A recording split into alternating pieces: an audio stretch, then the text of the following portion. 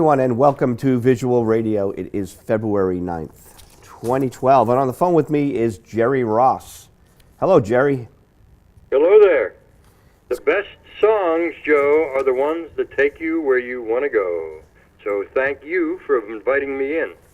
We got a lot to talk about tonight, Jerry. We got the Beatles to talk about.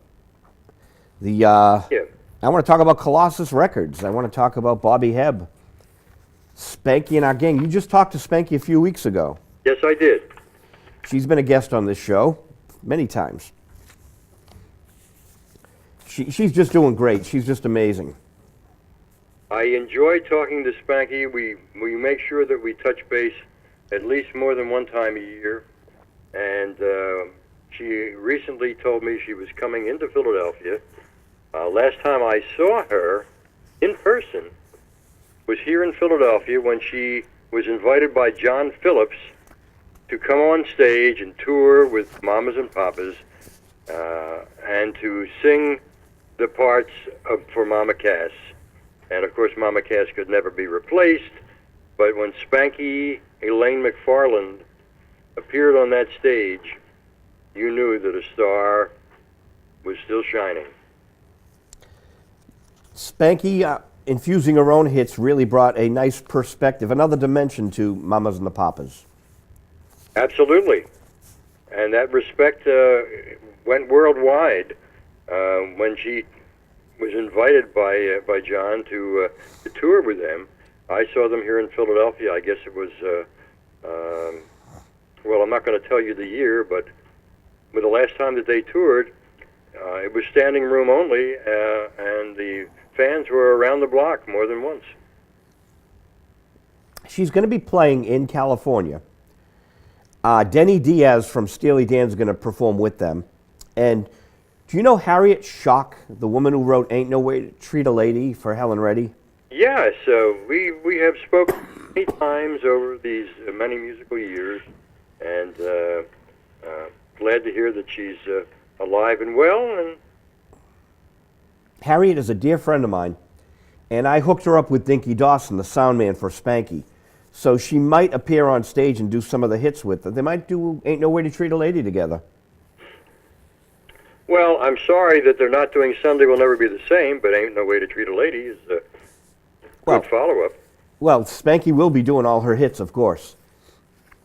How did you work with the New Wine Singers, or did you work with them when they were Spanky? Well, interestingly enough, I was invited by the president of then Mercury Records back in the mid-'60s to take a look at one of the new acts that they were planning to sign. And I was in the New York offices on 55th and 55th and 7th Avenue, I think it was at the time. They keep moving around so much, Joe, that it's hard to keep track of where they are. It's true. But anyhow, I was invited to go out to Chicago, and I met with Spanky and Our Gang at a club called Mother Blues on the north side of Chicago. And of course, in those days, I was dressed in my Brooks Brothers suit, my regimental tie. And I recall this like it was yesterday, because when I went in to greet the group, Spanky came forward and greeted me, and she said, "If you're going to work with us, take off that effing suit." That was my introduction to Spanky and Our Gang. Interesting. Yes. The music licensing company is up on your website. Yes. Now, these are songs that you license to other people. These are songs that are in my music catalog, most of which I had the pleasure and fun and enjoyment of working with a lot of different collaborators. And also, my firm represents a lot of songwriters. So we solicit, when we say we, I mean my company and myself, solicit those wonderful songs for film, motion pictures, television, advertising commercials. For instance, getting back to Spanky, a big Tide commercial several years ago was Lazy Day. Ah. From the first album. Yes. And that's probably, Lazy Day is probably their biggest hit recording. Second, of course, to Sunday Will Never Be the Same. And then followed with Making Every Minute Count, and Like to Get to Know You, and the beat goes on. Now, when she did those other records with there was the arrangers on your record became her producers. Well, yes and no. I produced some of my favorite arrangers, who I'm still in touch with today and love them dearly because they were so helpful and, once again, great collaborators with me, Joe Renzetti and Jimmy Wisner. By happenstance and by choice, some of the musicians that sat in on our sessions were Stu Scharf and his writing partner. And when I made a decision to start my own companies, and I was leaving Mercury, it was Mercury's decision, not mine, to go on with other producers who they could more or less control. They couldn't control Jerry Ross because I was producing hits. They were only looking for records. I was trying to develop artists, and that was one of the areas that set us apart. Anyhow, Like to Get to Know You was arranged by, I think, Stu Sharp. But Spanky and Our Gang are best known for, and I'm very proud to say, is Sunday Will Never Be the Same, and Lazy Day. Absolutely. I think that I'd Like to Get to Know You is just so Jerry Ross. It's like they knew that you had the great formula and they basically copied it. Well, you know, imitation, as people say, is the sincerest form of flattery. And without the big hits that preceded, because when I first met up with Spanky and the group, they were flower power.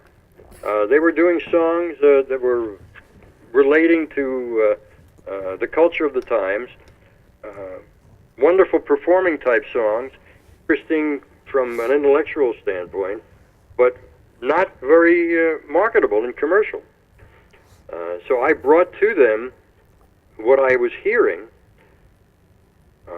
what I heard and what I saw, eventually the world saw and heard, when I brought them the Powers and Fishoff songs of Lazy Day, and the wonderful the song from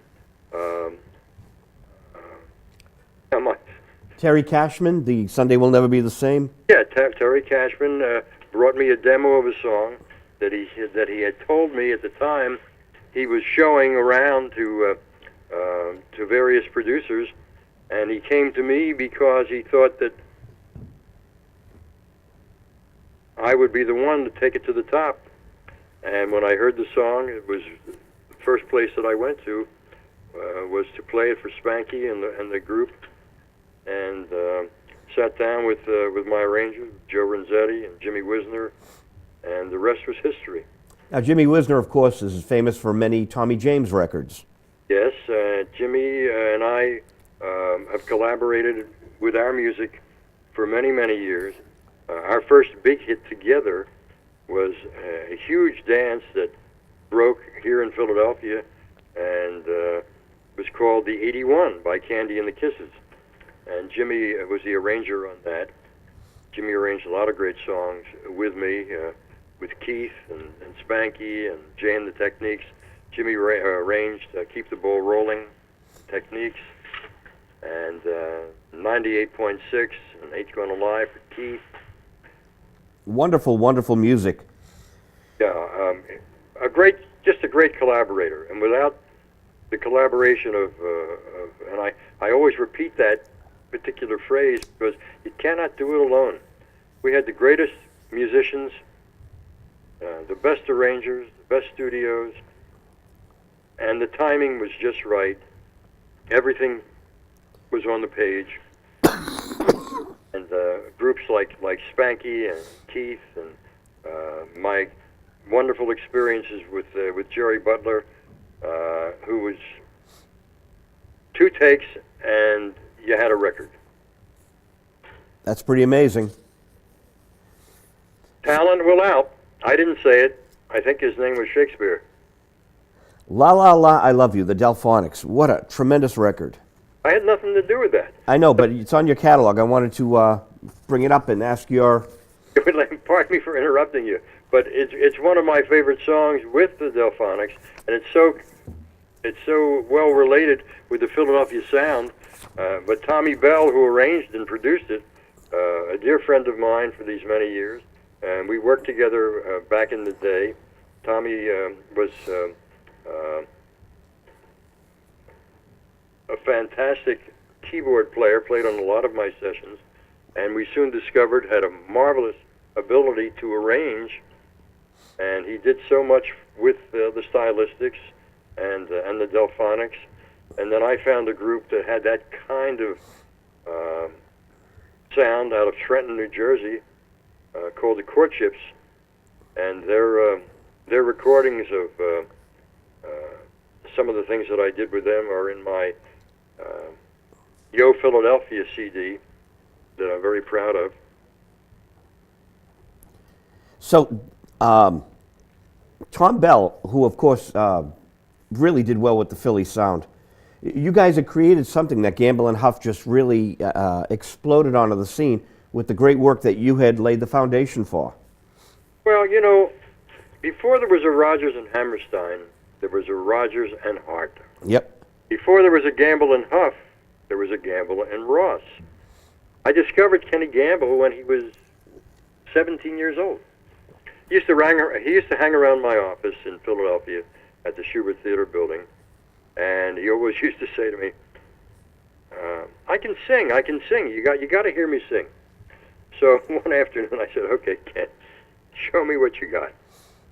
And he started to sing, and I said, "Wow." He was like a young Jerry Butler, like a young, who am I thinking of, with Mercury that had so many wonderful hits. Just a great baritone.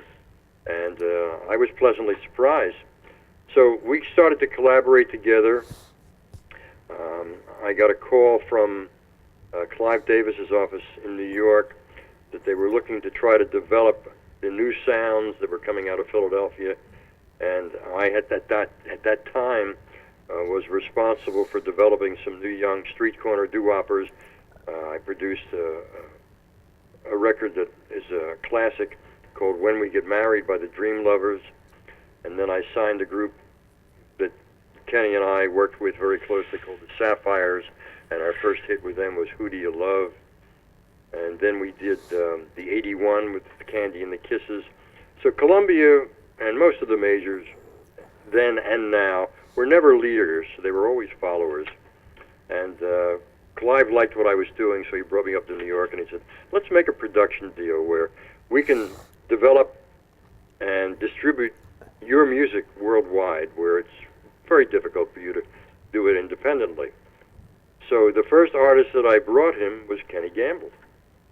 And Kenny and I and Jimmy Wisner went into Columbia Studios. Kenny and I sat down and wrote a song called You Don't Know What You Got Until You Lose It, who I later did with Jerry Butler, and it's on Bobby Hebb's album, one of my favorite compositions. And we released it on Columbia. It did rather well in Philadelphia and New York, but it didn't do what we really anticipated it to do. Kenny and I wrote together and collaborated together for almost 10 years. And Huff was our keyboard player. Ah. Huff and Tommy Bell played keyboards on many of my sessions. And at that time, it was Gamble and Ross that was doing the writing. Kenny didn't start producing with Leon until maybe 3 or 4 years into our relationship. When I moved to New York and first met, was brought into New York by my mentor, Shelby Singleton, who also, like Clive, wanted me to bring into the Mercury organization the street corner doo-wop and the new pop sound that was coming out of Philly, sound of Philadelphia, is what they called it. And I was the other sound of Philadelphia before Gamble and Huff. But Kenny and Leon started their label, Philly International, in 1972. Kenny and I met and worked together in 1963 when I brought him to Columbia. And then when I went to New York, one of the first artists that Shelby wanted me to to work with was an artist that they were thinking about signing. His name was Bobby Hebb, and Bobby and I sat down together, and I said, show me what you got. And we went into a little demo studio in New York, and we laid down with Bobby and his guitar and me about 10 songs, one of which was Sonny. And therefore was the magic. So we recorded Sonny in early '66, and the musicians on the date are now part of a classic. Sonny went to #1 all over the world. According to BMI, there are 565 recordings of Sonny. And Sonny is in the top 25 of all-time hit records in the last 100 years. It is an amazing story. Amazing. The other 10 songs, have you listened to them lately? I listen to them not lately, but from time to time, and Wherefore comes the next Sonny, and that brought me to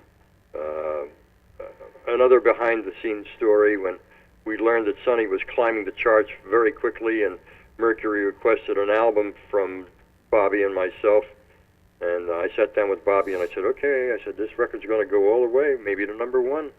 I said, we got to do a follow-up, so let me hear some other things that you've written.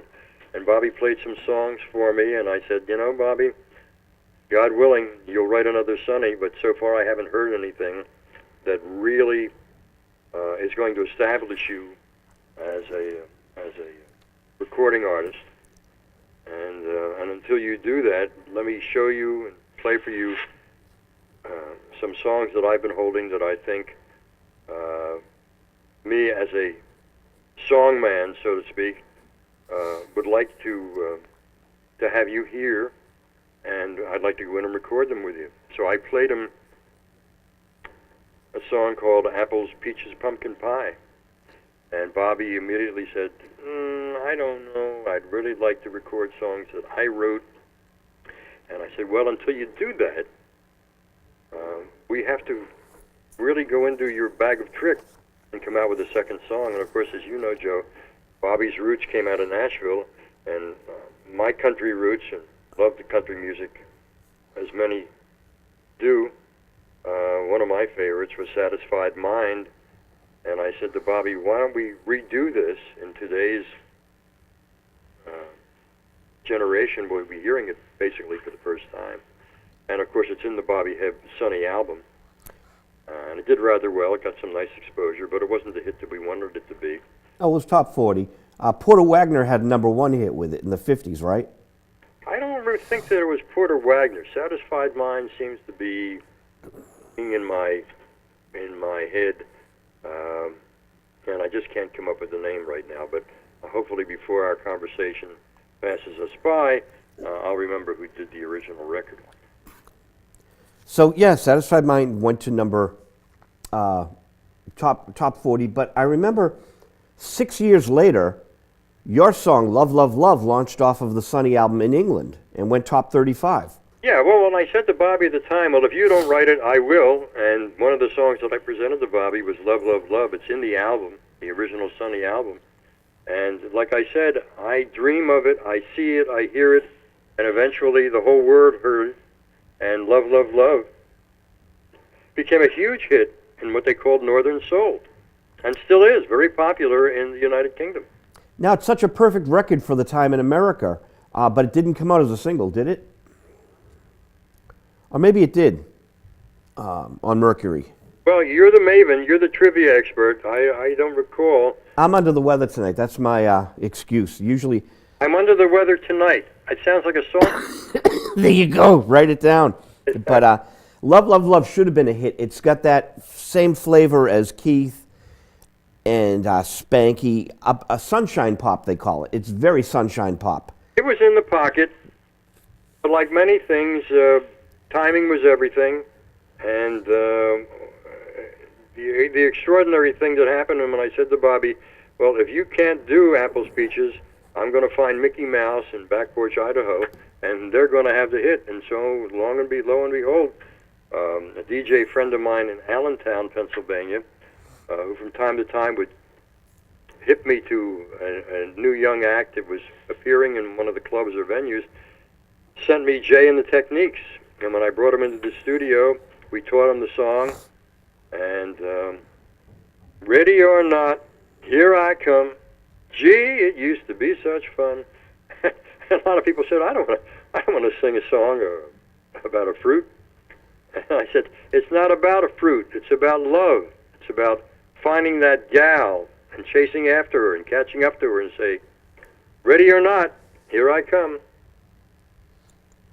Became a worldwide hit. As a matter of fact, Jay and the Techniques have been working off of that song for the last 30 years or more. They just returned from a tour in Japan.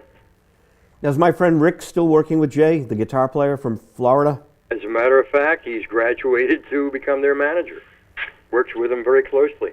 They do a lot of tours. They do some cruises. They play, as a lot of the 60s memorabilia acts are doing today, they play a lot of nursing homes, believe it or not, for that generation, which was my generation, who loves the music, absolutely loves the music. Now, a lot of your records, especially Bobby Hebb's, fit into subgenres, pop, R&B, but then you got that Northern Soul we talked about, but also Sunshine Pop. Sonny and Love, Love, Love are both Northern Soul, but they're Sunshine Pop. So there are these pockets of people, and we're talking a lot of people, tens of thousands of people, that are rabid about certain sounds. I find it very interesting that your records fit into these other worlds very nicely. Well, at that time, and it was truly by accident, I didn't do it intentionally, you had Beatlemania had hit the world of music, and I went in a totally other direction, and just thinking and trying to tell my stories. I used to call them 3-minute soap operas, and tell my stories in the manner in which I would reach that generation. And when you listen to recordings and songs like 98.6, it's like you really have to pay attention once the sound of the record captures you to listen to the lyric. And it tells a story to that generation. And they were up and somewhat subliminally intellectual, but yet fun to listen to. And they're classics. I remember when Randall brought me a song after Apple's Peaches had become such a big hit. They brought me a song, and they used to sing for me live when they wrote something. And they brought me Keep the Ball Rolling. Who were they? Windsor and Randall. Oh, yeah, right. Who wrote a lot of great songs and still do. Oh, I'm good friends with Barbara Harris of the Toys. Right. Well, they did the Toys with the Lover's Concerto, and they wrote Good Night, My Love, which I recorded with the Duprees, and they wrote Baby Make Your Own Sweet Music, which I did with the Techniques, and were very consistent in their songwriting. They were. So you had you're surrounded by all this talent, and you were able to pool it together. Well, I was able to, and not at the time thinking about it, compete with the English invasion, so to speak, Beatlemania. And the expression that Kevin Bacon talks about all the time, 6 degrees of separation. 6 degrees of separation. Everyone, everywhere, some way, somehow, is connected. And Beatlemania and I were connected in many, many ways. And I love to speak about it because as I look back on it, it was fun. It was conflicting at times. And but my first association with the Beatles was when their records were being introduced from England to the States, and everybody was turning them down. All the record companies turned them down until VJ picked up one or two, and a company, from what I recall, Bernie Lowe at Cameo Parkway was first offered She Loves You, and he turned it down. So his good friends and former producer of American Bandstand, Tony Mammarella, who owned the Swan label, they had Freddie Cannon, they decided to pick it up. Well, you know, they released She Loves You 3 times. But the third time they released it, I had produced a record which I had licensed to them, which Kenny Gamble and I wrote, and I produced, called Who Do You Love by the Sapphires. And it was breaking real big. It was climbing up the R&B charts. It was already top 10 and was starting to cross over. And Swan decided to re-release She Loves You because it was the other Beatles records were breaking off of VJ. So Swan decided to focus their marketing attention off of My Sapphires, which was now top 30, and onto the Beatles. And probably if I had been head of the record company at the time, I may have done the same thing. But they couldn't walk and chew gum at the same time. So they rather sell a record than develop an artist, which the Sapphires certainly were. So the Beatles' She Loves You went number 1, and I went out the door and took My Sapphires to ABC Paramount, where we recorded Thank You for Loving Me, and Got a Lot of Love, a lot of wonderful songs, which Wisner and Renzetti arranged along with me. That was my first counterpunch from the Beatles. And then my good friend from Allentown one more time sent me a group that they were college students from upstate Pennsylvania. They called themselves the Rondells. Oh, okay. And I really liked their music. They were Beach Boy-like with a surfing sound. And I caught them at a club in Atlantic City, and I really liked them. So I recorded the Rondells, did some great tracks with them, which are in my Yo Philadelphia CD, by the way. You get a chance to hear them. I enjoyed the group and believed in them so much, and so by happenstance, did Brian Epstein. He liked the group so much that he took them away from me, had them breach their contract, and told them that he was going to make them stars, and he changed their name to The Circle. I did not know that. Red Rubber. And the record became a huge hit, and of course they were tied in with the Beatles and toured with them. But we sued them for breaking their contract because we had them for management and for production, and the Rondells became The Circle. So that was my next encounter with the Beatles.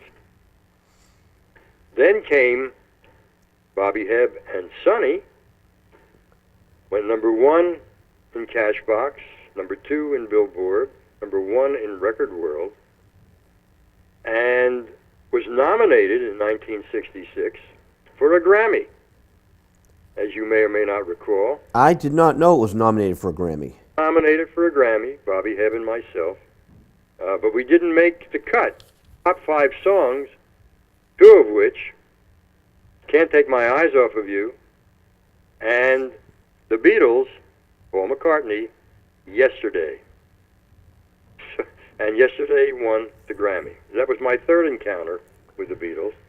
So Sonny, Can't Take My Eyes Off You, Yesterday, and 2 other songs were nominated? I don't recall at the time.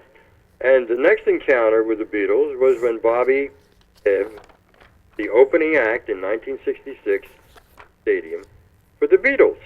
And also on that bill were the Red Rubber Ball guys, The Circle. So my encounter with Beatlemania went on and on and on. And of course, Bobby toured with the Beatles for the rest of the tour. But interestingly enough, just recently, it just goes to show you that what goes around does come around. Through music connections, as they have over the years, the city of Philadelphia came to me indirectly to ask Paul McCartney to come to Philadelphia to accept the Marian Anderson Award. Wow. Which he did not acknowledge and he did not accept. Shame on Paul. Who we're competing with tonight? He has a big webcast of his new album. Did you know that? Yeah, well, I think his new album just came out. He did a number of standards. Yeah, and at 7 p.m. he started launching his webcast. So maybe we competed with that a little. All right, well, I don't believe I've ever been in competition with any one musical genre. Doing what I believed in and followed my instincts. So if I was lucky enough to, and luck being, of course, preparation, meeting opportunity, was able to write and produce music that I had first heard in my head and eventually the world would hear.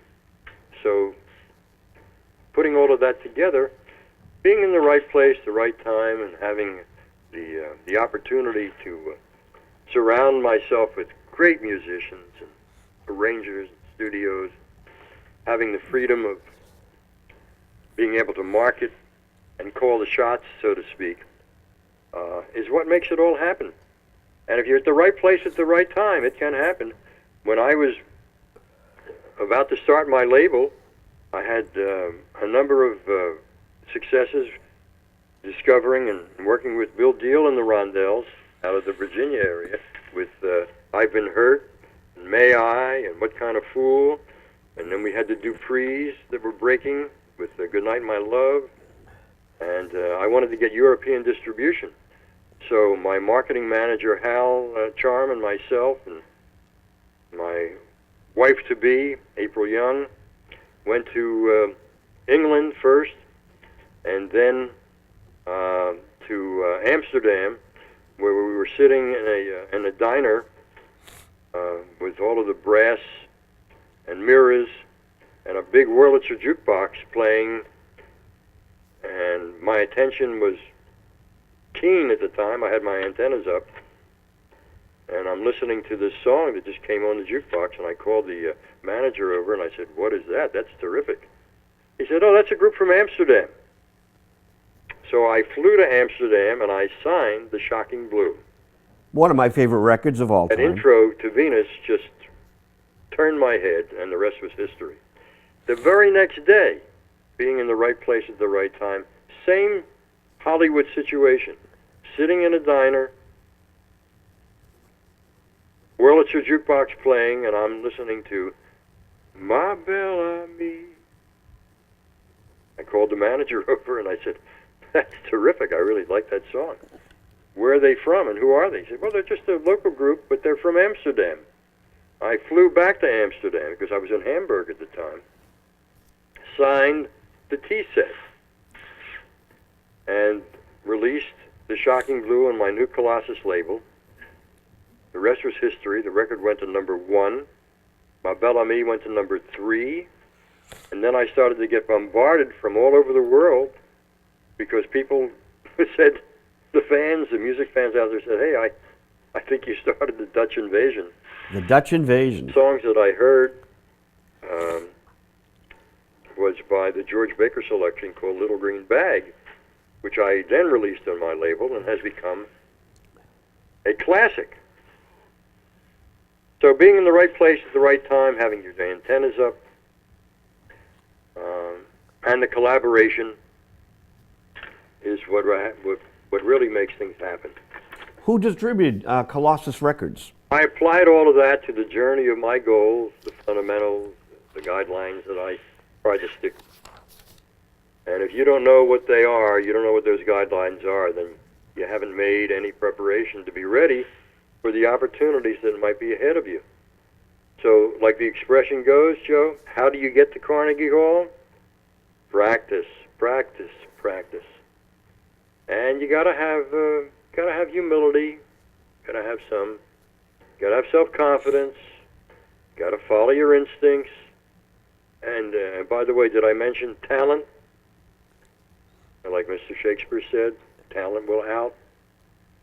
So all of the work ethics, the networking, the collaboration, enjoy the journey, and the greatest risk is not taking one.